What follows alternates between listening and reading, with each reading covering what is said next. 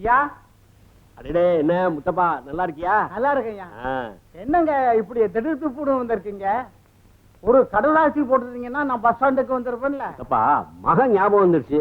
அப்புறம் கடைசி தந்தி என்ன தபால் என்ன டான்னு கிளம்பி வந்துட்டேன். எல்லாம் நல்லா இருக்காங்கல்ல? வா. அம்மா விஜி.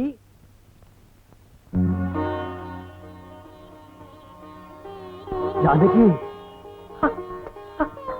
அப்பா.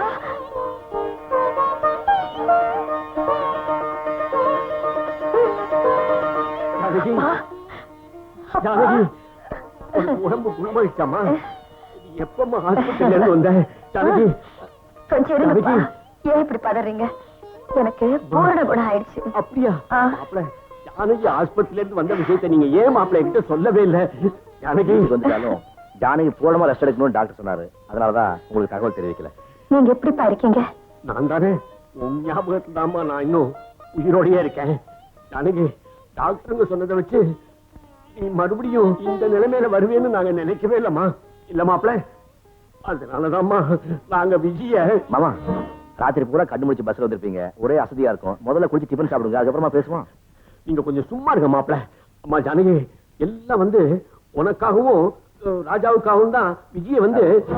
விஜய் தான் குடும்ப பொறுப்பெல்லாம் கவனிச்சுக்கலாம். திரும்ப திரும்ப அதே சொல்லிட்டு குளிக்கலாம் வாங்க. அது சரி மாப்பிள, இப்ப வந்து ஆண்ட முன்னில ஜானகி பரிபூர்ணமா குணமாயிடுச்சு. குளிக்கலாம் வாங்க. அம்மா ஜானகி, சொல்லுங்கப்பா.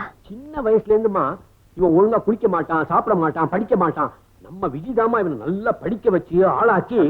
மேல வாங்க, குளிச்சுட்டு வந்து பேசலாம். அப்பா, கால வேளையில பச்சை தண்ணியில நம்மளால குளிக்க முடியாதுப்பா.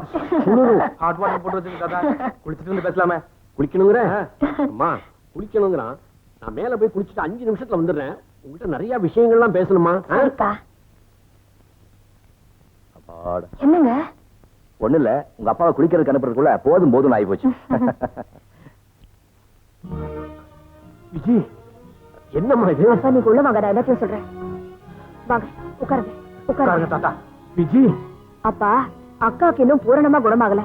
ஒரு சின்ன அதிர்ச்சி ஏற்பட்டா கூட அவங்க மறுபடியும் பைத்தியம் ஆயிடுவாங்கன்னு டாக்டர் சொன்னாங்க. அதனால அத்தா என்ன 2ஆம் தரமா கட்டிக்கிட்ட விஷயத்த கூட அக்கா கிட்ட சொல்ல முடியல. ஐயோ, நான் எல்லாத்தையும் சொல்லிட்டேனே. எங்க சொன்னீங்க? சொல்றதுக்குள்ளதான் உங்களை நான் தள்ளிட்டு வந்துட்டேன். கொஞ்சம் விட்டுருந்தா எல்லாத்தையும் சொல்லிருப்பீங்க. என்ன தாத்தா நீங்க? இப்பதான் எனக்கு எல்லாமே புரியுது. அதுக்காகத்தான் குளிக்கணும் அது இதுன்னு சொல்லி என்ன அவசரப்படுத்தி மேல கூட்டிட்டு வந்தியா? ஏமா விஜி, ஜானகி இன்னும் கண்ணனை பார்க்கவே இல்லையா? பார்த்திருந்தா கண்ணன் யாருன்னு கண்டிப்பா கேட்டிருந்திருப்பாளே.